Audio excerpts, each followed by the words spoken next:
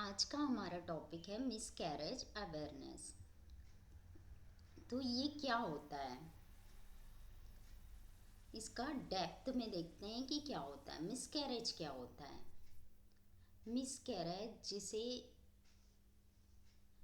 Spontaneous abortion भी कहा जाता है वो होता है जब प्रेगनेंसी के 20 वीक के अंदर ये हो प्रॉब्लम हो जाती है, मिसकैरेज हो जाता है। तो ये कॉमन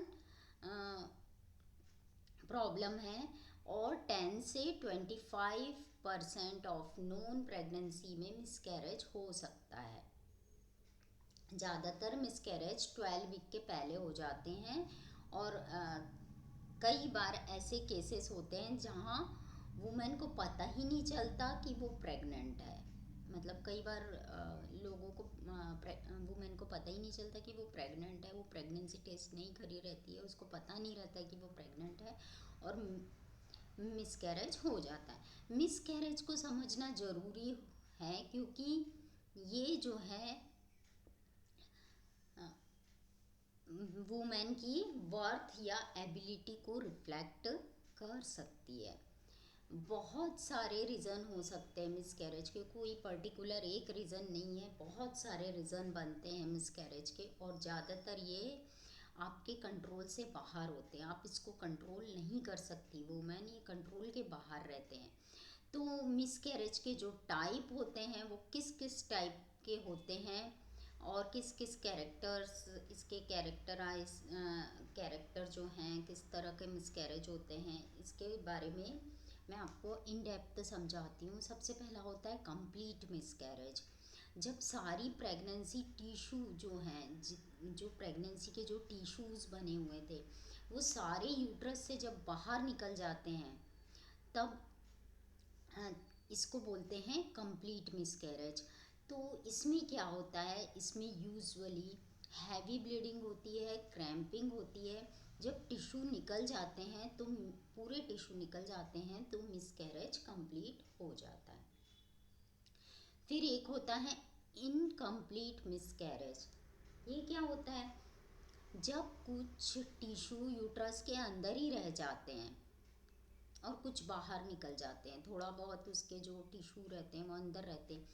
इन केस में जो है मेडिकल डीएनसी का प्रोसेस किया जाता है जिसमें रिमेनिंग टिश्यू को रिमूव किया जाता है। तब बोलते हैं डीएनसी से निकालना पड़ेगा, इनकम्प्लीट आपका मिसकैरेज हुआ है तो डॉक्टर डीएनसी करते हैं। फिर होता है मिस्ड मिसकैरेज। ये क्या होता है? इसको साइलेंट मिसकैरेज भी बोला जाता है, मिस्ड को साइलेंट मिसकैरेज भी बोला जाता है। ये तब होता है जब फीटस की डेथ हो जाती है अंदर, लेकिन बॉडी अपने आप टिश्यू को एक्सट्रैक्ट नहीं करती, बाहर नहीं निकालती, तो इसमें ब्लीडिंग या क्रैम्पिंग नहीं होती। अल्ट्रासाउंड के थ्रू ये डायग्नोस किया जाता है। अल्ट्रासाउंड में ही पता चलता है। कई बार होता है बेबी की ग्रोथ नहीं हो रही है, प्रॉपर हार्ट बीट आ जाती है लेकिन ग्रोथ प्रॉपर नहीं होती। बहुत से रीज़न होते हैं, कोई पर्टिकुलर एक को डिफाइन करना मुश्किल है। मैं आपको कुछ कुछ रीज़न बता रही हूँ कि कई बार बेबी के जो हैं हार्ट बीट नहीं आती, कई केसेस में बेबी की हार्ट बीट आ जाती है बट ग्रोथ नहीं होती। तो बहुत से रीज़न होते हैं। फिर होता है थ्रेटेंड मिसकैरेज बोलते हैं। ये क्या होता है? जब ब्लीडिंग या स्पॉटिंग होती है लेकिन प्रेगनेंसी कंटिन्यू भी हो सकती है।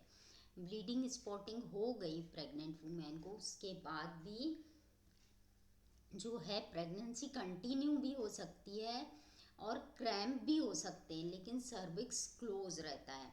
ज़्यादा केसेस में प्रेगनेंसी इसमें कंटिन्यू हो जाती है। मतलब ब्लीडिंग स्पॉटिंग होने के बाद भी जो एम्ब्रियो रहता है, फीटस रहता है, शुरू में तो एम्ब्रियो रहता है ना, बाद में फिर ये जो फीटस रहता है इसकी ग्रोथ कंटिन्यू होती है।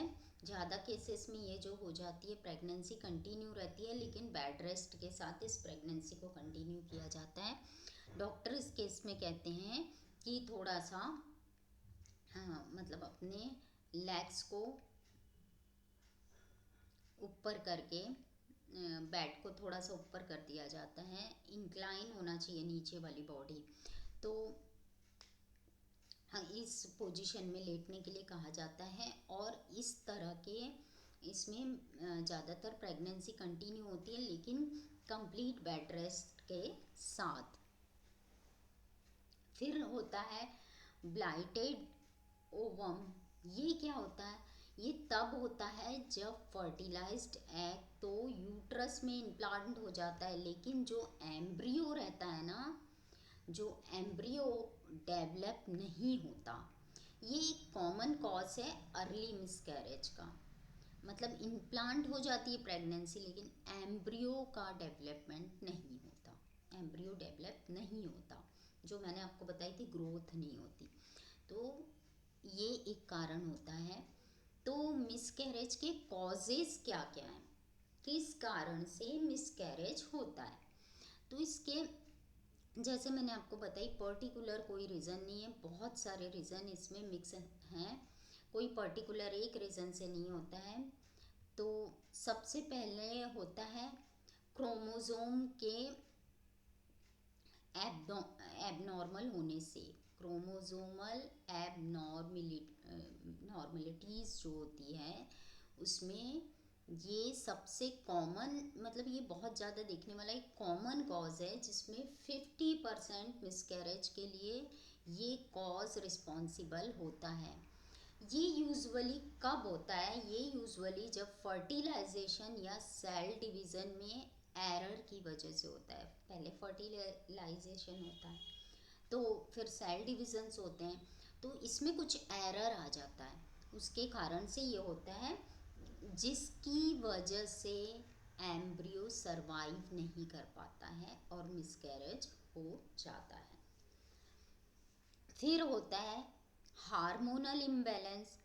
अगर बॉडी में प्रोजेस्टेरॉन और अदर प्रेगनेंसी सपोर्टिंग हार्मोन की यदि कमी हो जाती है, हार्मोन का लेवल कम हो जाता है, जितना चाहिए उतना नहीं है, नॉर्मल से कम हो जाता है, तो प्रेगनेंसी प्रॉपर प्रोग्रेस नहीं कर पाती है।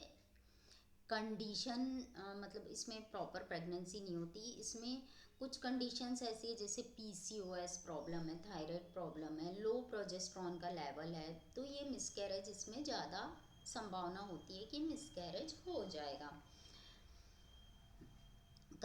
और एक कारण ये भी है कि किसी किसी का यूट्रस का जो स्ट्रक्चर है उसका इशू आता है, स्ट्रक्चर कुछ चेंज रहता है। अगर यूट्रस में प्रॉब्लम है जैसे फाइब्रॉइड है और मतलब यूट्रस का थोड़ा सा साइज सही नहीं है, तो ये प्रेगनेंसी ग्रोथ को अफेक्ट करता है और मिसकैरेज की संभावना बढ़ जाती है। इन्फेक्शन भी होता है, कुछ इन्फेक्शन भी हो जाते हैं कभी कभी, तो वो उसके कारण भी मिसकैरेज का रिस्क बढ़ जाता है यदि बॉडी में कोई इन्फेक्शन हो गया तो। लाइफ स्टाइल फैक्टर भी बहुत इम्पॉर्टेंट होता है। यदि कुछ कई वुमेन अल्कोहल का सेवन कर रही है, हाई कैफीन इंटेक कर रही है, तो वो भी मिसकैरेज का कारण बन जाता है। एज भी बहुत बड़ा कारण होता है। अगर वुमेन 35 प्लस एज की है तो उनमें मिसकैरेज की संभावना बहुत ज़्यादा बढ़ जाती है और 40 के बाद तो ये रिस्क और ही ज़्यादा बढ़ जाती है। 40 के बाद जिनको प्रेगनेंसी रहती है, तो एज फैक्टर भी मिसकैरेज का कारण हो सकता है। कि आप इसलिए बोलते हैं ना कि 35 के अंदर प्रेगनेंसी मतलब एक बेबी हो जाना चाहिए 35 के अंदर। यदि आपको एक ही बेबी प्लान करना है तो वुमेन को 35 के अंदर अपनी प्रेगनेंसी का प्रोसेस हो जाना चाहिए, बेबी हो जाना चाहिए। 35 प्लस की एज के बाद बहुत सी प्रॉब्लम आती है। फिर होता है इम्यून डिसऑर्डर्स, कुछ वुमेन में ऐसी ऑटो इम्यून कंडीशन होती है, जैसे कुछ कुछ ऑटो इम्यून कंडीशन वाली प्रॉब्लम जो होती है, इम्यून सिस्टम डिसऑर्डर बोलते हैं जिसको, तो जो इम्यून सिस्टम को ट्रिगर कर देती है और प्रेगनेंसी को अटैक करती है, क्योंकि उस इम्यून सिस्टम भी मैंने आपको बताई थी बहुत चेंज होता है, तो सारे हार्मोन का बैलेंस होना भी ज़रूरी होता है। इम्यून सिस्टम को भी, इम्यून सिस्टम शुरू में अपने आप को सप्रेस कर देता है, तो इम्यून सिस्टम भी बहुत चेंज होता है। तो यदि इम्यून सिस्टम पे अटैक होगा तो उसको जिस तरह चलना है प्रेगनेंसी के टाइम पे, वो अपने आप को सेट नहीं कर पाएगा, और ये भी ट्रिगर कर देता है मिसकैरेज को, मिसकैरेज हो जाता है। अब मिसकैरेज के जो सिम्टम्स हैं वो क्या है, हर केस में ये अलग अलग होते हैं, लेकिन कॉमन सिम्टम्स जो हैं, जो मैं आपको बता रही हूँ, कॉमन सिम्टम क्या क्या हो सकते हैं। वजाइनल ब्लीडिंग होती है, स्पॉटिंग होती है, लाइट ब्लीडिंग होगी या हैवी ब्लीडिंग होगी जो कि क्लॉट्स के साथ होती है। एब्डोमिनल क्रैम्प आते हैं, क्रैम्प्स इतने ज़्यादा होते हैं कि आपके जो मेंस्ट्रुअल साइकिल में जो क्रैम्प आते हैं उससे भी आपको ज़्यादा फील होते हैं, तो ये भी मिसकैरेज का साइन हो सकता है।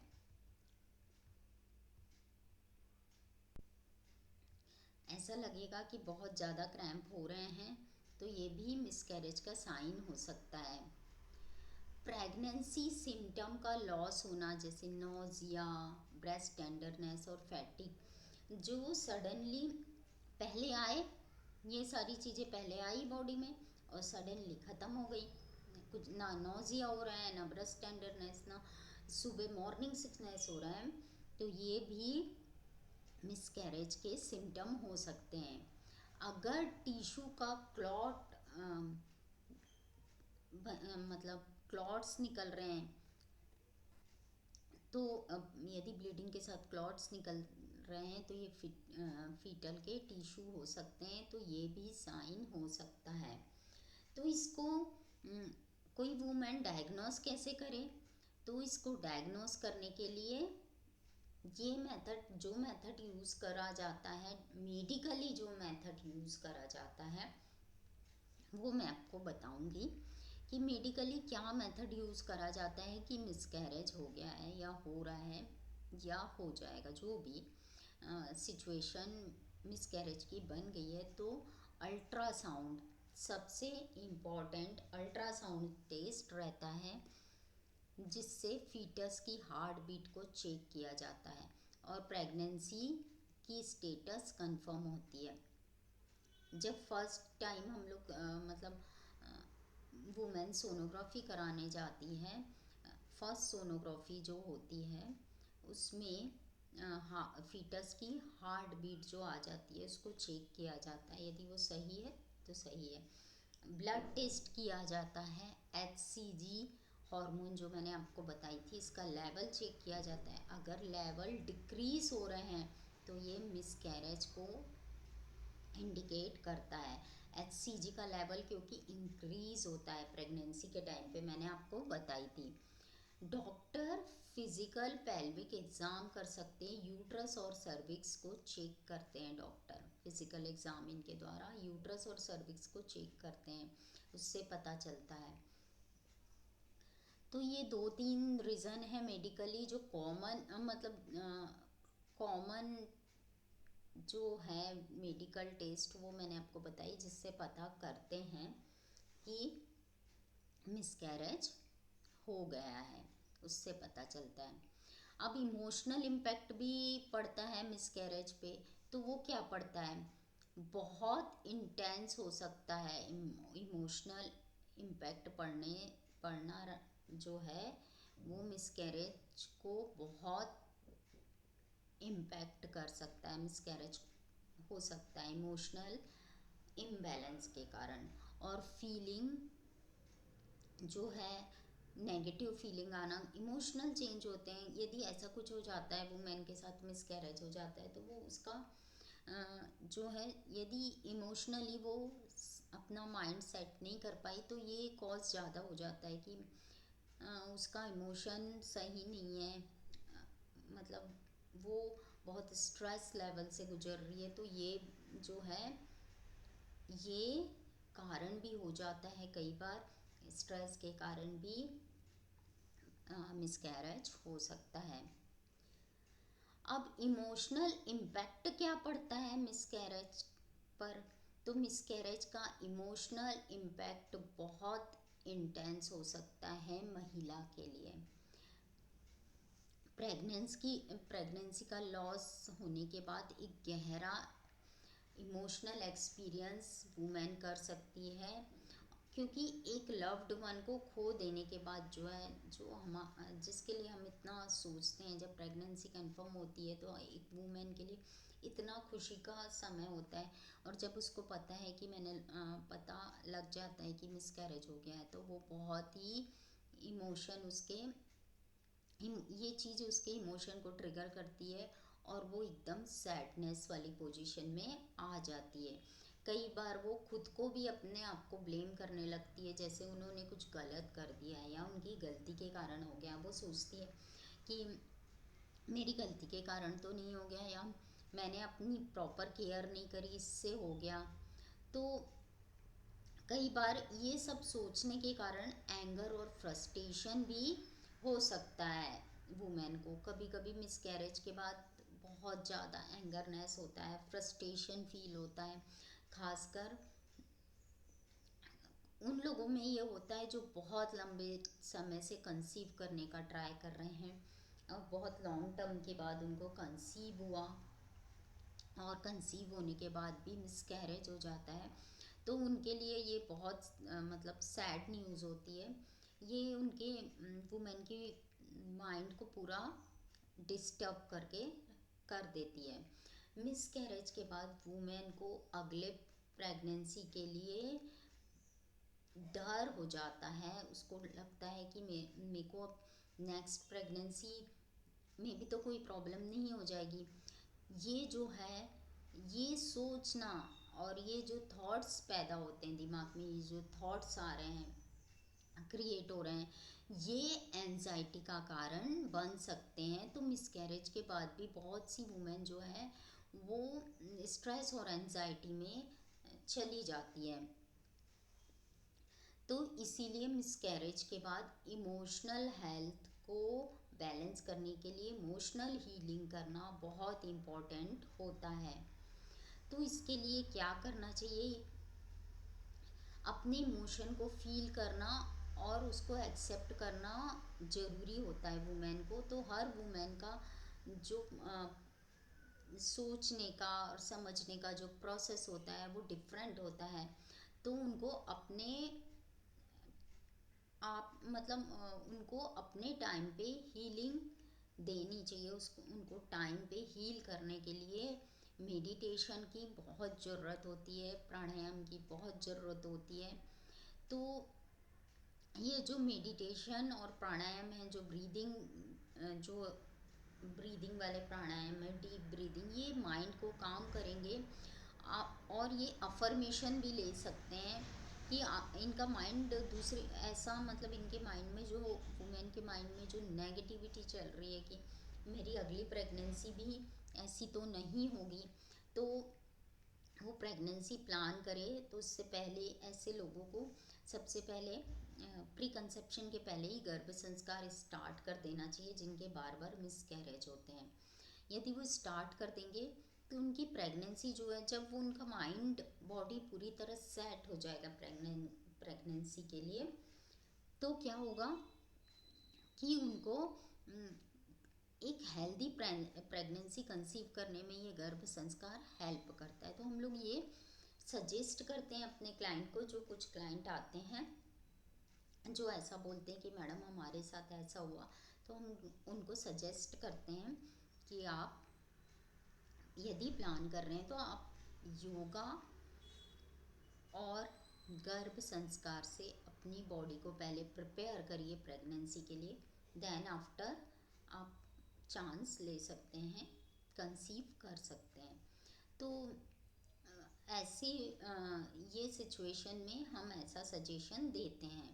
इमोशनल सपोर्ट लेना चाहिए फैमिली। यदि किसी वुमेन का मिसकैरेज हो गया तो उनको इमोशनल सपोर्ट की बहुत ज़रूरत होती है, खासकर उनके पार्टनर की। तो ये सब कुछ बहुत इम्पोर्टेंट है। पार्टनर का सपोर्ट जो है वो इमोशनल डिस्ट्रेस जो है, इमोशनल जो स्ट्रेस हो रहा है उसको कम करने में बहुत हेल्प करता है।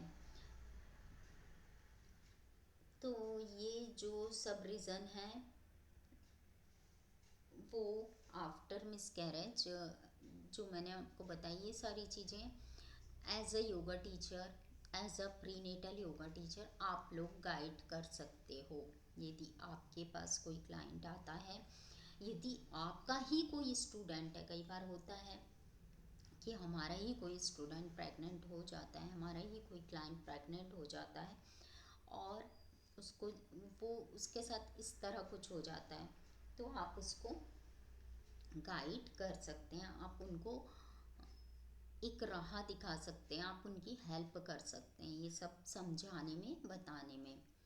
तो यदि कोई महिला, कोई वुमेन मिसकैरेज से गुजर रही है तो उनको प्रोफेशनल की हेल्प की ज़रूरत क्यों होती है?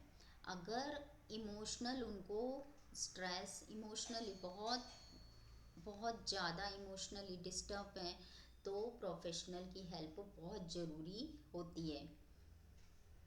अगर उनकी सैडनेस और एंजाइटी कंटिन्यू चल रही है, कुछ 3-4 वीक के बाद भी कंटिन्यू चल रही है, 2 वीक के बाद भी कंटिन्यू चल रही है और चल रही है, 3-4 वीक हो गए कंटिन्यू चल ही रही है, सैडनेस, सैड ही हैं, तो ये यदि किसी को ऐसा लगता है, उनके पार्टनर को या फैमिली मेम्बर को, तो उनको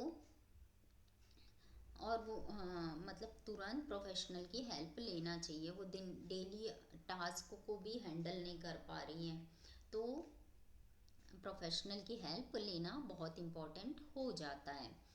अब फिज़िकल सिम्टम क्या होते हैं? अगर मिसकैरेज के बाद एक्सेसिव ब्लीडिंग हो रही है, फीवर हो रहा है, तो जल्दी से मेडिकल अटेंशन लेना चाहिए। और हमेशा जिनको मिसकैरेज की प्रॉब्लम एक बार हो गई है उनको हमेशा ये ध्यान रखना चाहिए, उस वूमेन को जिनका एक बार या 2 बार मिसकैरेज हो गया है, तो फ्यूचर प्रेगनेंसी के लिए उनको कंसर्न रखना बहुत ज़रूरी होता है।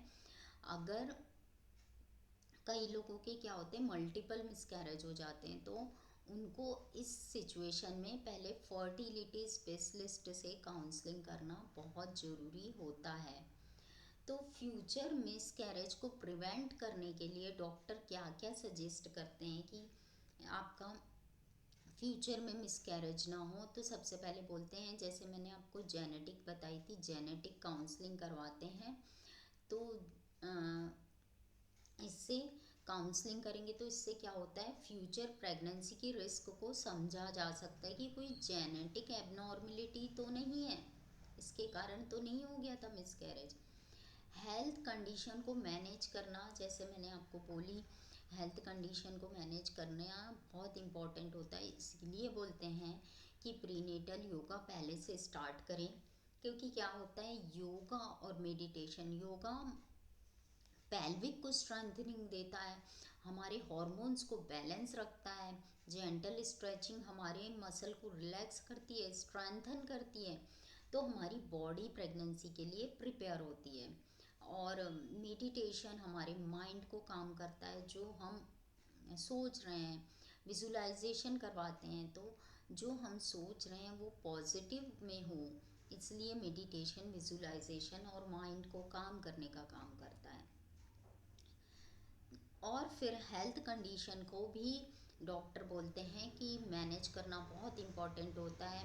कोई थायराइड इशू तो नहीं है, डायबिटीज़ या कोई ब्लड क्लॉटिंग वाले डिसऑर्डर्स तो नहीं है, ये सब देखना बहुत ज़रूरी होता है। हेल्दी लाइफ स्टाइल उनको ज़रूर लेना चाहिए। हेल्दी लाइफ स्टाइल में मतलब हेल्दी ईटिंग करना चाहिए, सात्विक भोजन करना चाहिए, सैलड अच्छे से, फाइबर प्रोटीन रिच फूड खाना चाहिए। ये सब इम्पॉर्टेंट बहुत ज़्यादा होता है लाइफ स्टाइल, हमारी हेल्दी लाइफ स्टाइल बनाने में। जैसा कि मैंने आपको बताई कि योगा करना है, मेडिटेशन करना है, प्रॉपर नींद लेना है, प्रॉपर डाइट लेना है। यदि आप प्रेगनेंसी, यदि वो जिनका मिसकैरेज हो गया, वो वुमेन प्रेगनेंसी प्लान कर रही है, तो ये सारी चीज़ें देखना बहुत ज़रूरी है। मेडिकल से भी मैंने बता दी, और एक प्री नेटल योगा टीचर, एक प्रोफेशनल के अकॉर्डिंग भी मैंने आपको बता दी कि किस किस चीज़ों का आपको ध्यान रखना है ऐसे क्लाइंट के लिए। मिस कैरेज के जो रिस्क को समझकर इमोशनल हीलिंग का जो इम्पोर्टेंस है उसको देकर हम अपने क्लाइंट की या हमारा जो स्टूडेंट है उनकी फ्यूचर प्रेगनेंसी के लिए उनको मेंटली रेडी कर सकते हैं, फिजिकली रेडी कर सकते हैं। प्रीनेटल योगा एंड गर्भ संस्कार के द्वारा हम उनके माइंड को प्रिपेयर कर सकते हैं कि उनकी फ्यूचर प्रेगनेंसी जो है वो रिस्की ना हो, उनको फ्यूचर की प्रेगनेंसी में कोई रिस्क ना आए, मतलब कोई प्रेगनेंसी में रिस्क ना हो, जो कॉम्प्लिकेशन पहले आए हैं वो अभी फेस ना करें। ये बहुत इम्पॉर्टेंट होता है, क्योंकि कॉम्प्लिकेशन एक बार आ गया तो वैसे भी बहुत इमोशनल ट्रिगर होता है प्रेगनेंसी के इसमें।